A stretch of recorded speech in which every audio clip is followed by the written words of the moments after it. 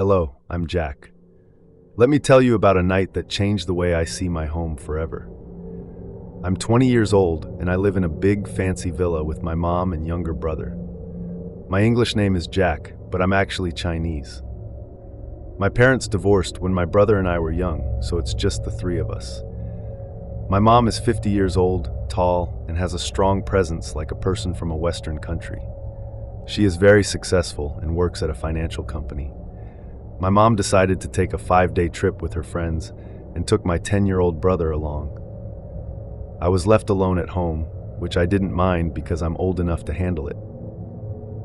The first 2 nights were normal. I watched movies and talked to my mom on the phone every day. But on the 3rd night, a big storm rolled in with heavy rain and lightning. I was watching a horror movie in my room on the 2nd floor when I heard my mom's voice calling me from downstairs. She said, "Jack, come down here." I felt a bit surprised because my mom was supposed to be on her trip now. But no matter what, plans can change, especially for a busy person like my mom. When I was about to stand up to go down to the 1st floor, my phone rang. It was a video call from my brother. He was at a party with my mom, and he showed me mom dancing and having fun. My heart raced. If my mom was at the party, who was calling me from downstairs? I slowly walked to the top of the stairs, trying to see if anyone was down there. The house was dark and silent, except for the storm outside. Then I heard the voice again. "Jack, come down here with me." It sounded just like my mom, but something about it felt wrong. The voice was calm and soothing, but it gave me the creeps. I took a deep breath and tried to stay calm. The voice called again, this time more urgent. "Jack, I miss you so much. Come down now." My hands were shaking and I could barely move. I peeked down the stairs, but it was too dark to see anything. The voice grew louder and more desperate. "Jack! Jack! Your mom knows you're up there." Then a burst of crazy laughter echoed through the house. The voice changed, becoming darker and more sinister. "Jack, if you don't come down, I will come get you." My heart pounded in my chest, and I felt a cold sweat break out. The voice continued, now angry and mocking. "Jack, I'm already inside the house." It felt like the walls were closing in on me. I couldn't stay there any longer. I grabbed my phone and called our family driver, who lived just a few houses away. He answered quickly and said he would be right over. I stayed at the top of the stairs, listening to the voice that now seemed to be moving around the 1st floor, taunting me. "Jack, don't make me come up there." Within minutes, the driver arrived and used his key to get into the house. As soon as he turned on the lights, the voice stopped. The house was quiet again, but I was still terrified. Together, we went through each room on the 1st floor, looking for any sign of an intruder. The living room was untouched, with the TV still paused on my horror movie. The kitchen was dark, the only light coming from the occasional flash of lightning through the window. The dining room, with its large wooden table and chairs, was eerily silent. Each room we checked was empty, and there was no sign of anyone or anything that could have made those sounds. The driver stayed with me that night. I didn't sleep at all, too scared that the voice would come back. The next day, my mom and brother came home early. I told them everything that happened, and we checked the security cameras. There was nothing on the footage, no sign of anyone else in the house, and no strange sounds. Thinking about the history of our land gave me the chills. Our villa was built on old farmland, and many of these fields were burial grounds. When the city expanded, the government took over these fields and sold them to private companies to build villas. So our house is on land that has a spooky past. It's common in my country, but knowing this doesn't make it any less scary. Since that night, I've never felt completely comfortable being alone in the house. Sometimes when it's quiet, I think I can hear whispers or faint voices. I wonder if the spirits of those buried here are still around, disturbed by the changes to their resting place. Every time there's a storm, I can't help but remember that night and the eerie voice calling my name. It's a memory that will haunt me forever.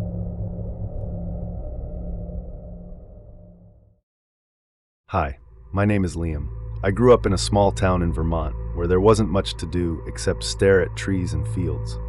If you liked being alone, it was the perfect place.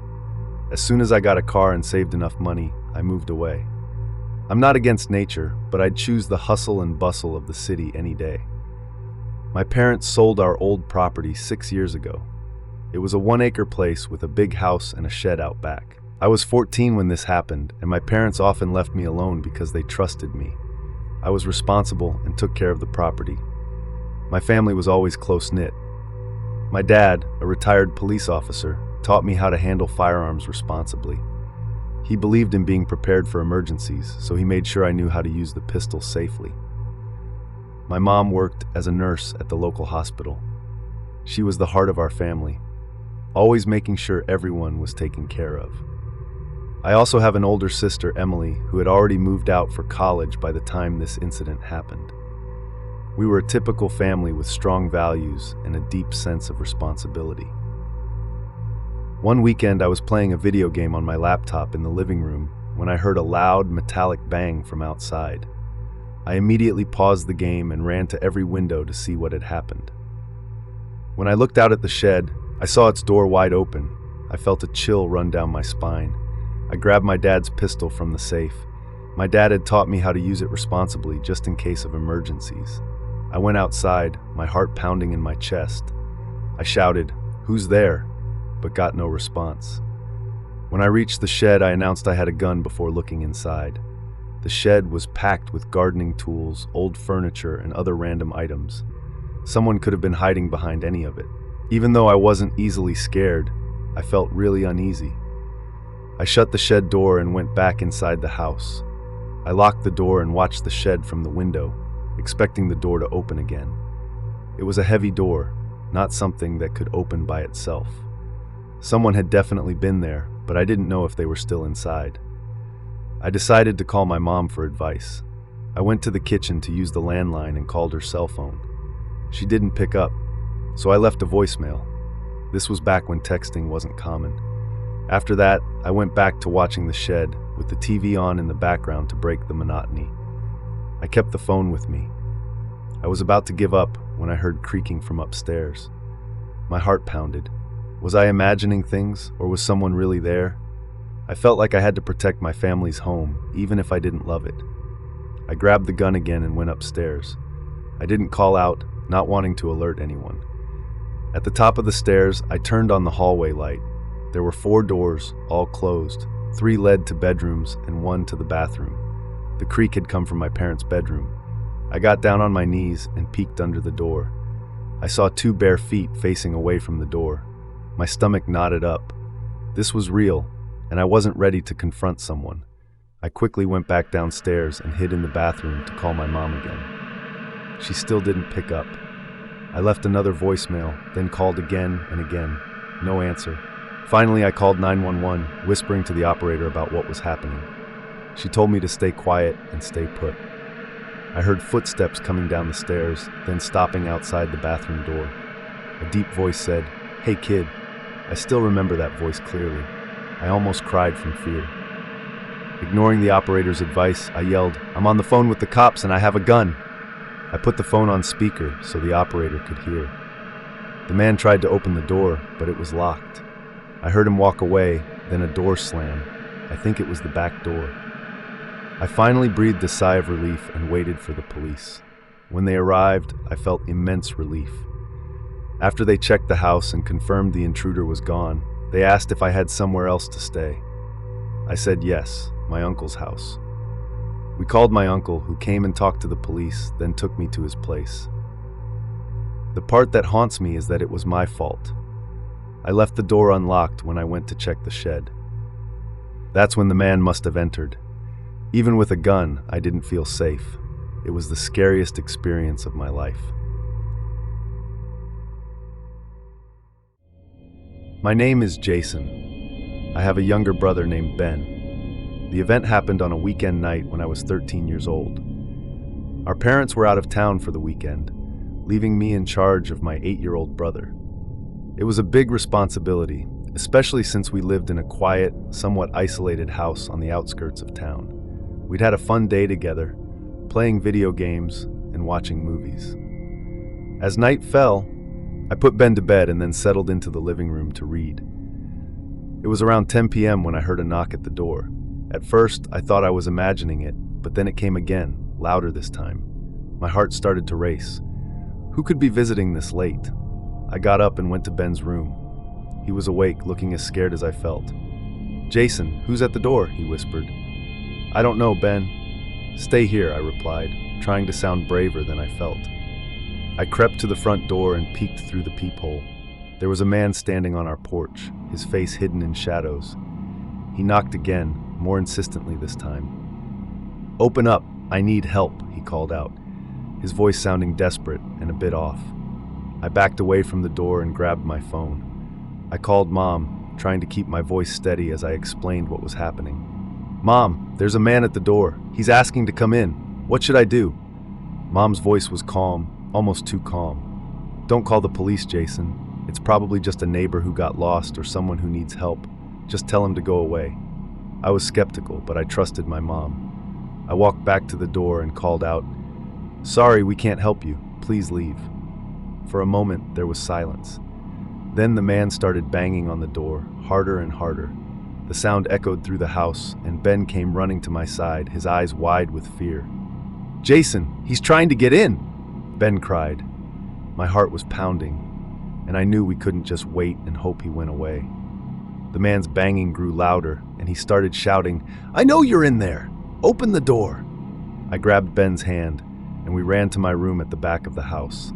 The man moved to the windows, peering inside and knocking on them as he went. "Let me in. I need to talk to you," he yelled. We heard him jiggling the doorknob at the back door, trying to open it. I grabbed a baseball bat from my closet and held it tightly. "Stay behind me, Ben," I whispered. The man began to pound on the back door, and we could see the door shaking. I knew it wouldn't hold for long. Ignoring Mom's advice, I dialed 911 and explained the situation in a trembling voice. The operator assured me that officers were on their way. The next few minutes felt like hours. The man continued to pound on the door and windows, shouting and trying to scare us. "I'll find a way in," he screamed. Ben and I huddled together, hoping the police would arrive before he broke in. Finally, we heard sirens in the distance, and then the red and blue lights of a police car lit up our front yard. The banging stopped abruptly, and I heard the sound of a scuffle outside. The police had arrived just in time. The officers arrested the man and took him away. One of them stayed to talk to us, making sure we were okay. When they finally left, I felt a wave of relief wash over me. Ben and I were safe, but I couldn't shake the feeling that things could have ended very differently. The next day, we learned from the police that the man was a patient who had escaped from a nearby mental hospital. He had a history of violent behavior and delusions. Our house had once belonged to his ex-girlfriend, and in his disturbed mind, he believed she still lived there. If we hadn't called 911, who knows what might have happened. That night changed me.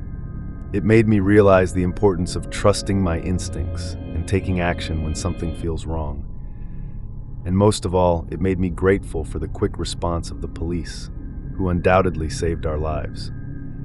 If you ever find yourself in a situation like that, don't hesitate. Call for help. You never know how dangerous a stranger at your door might be.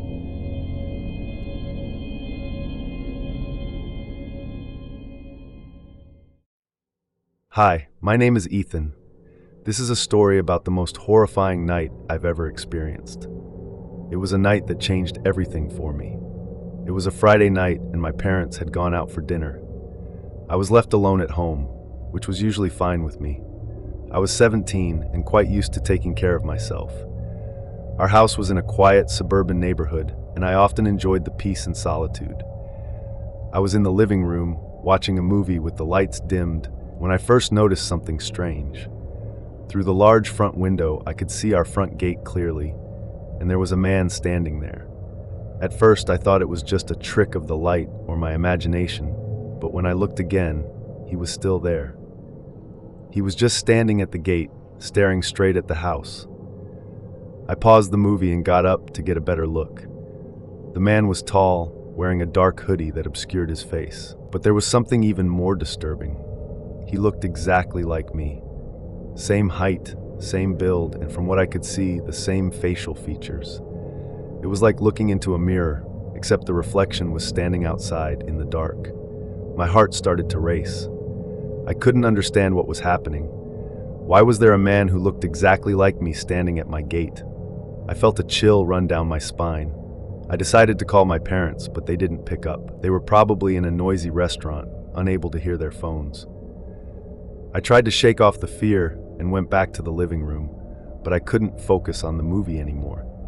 I kept glancing at the window, and every time I did, the man was still there, standing perfectly still, staring at the house.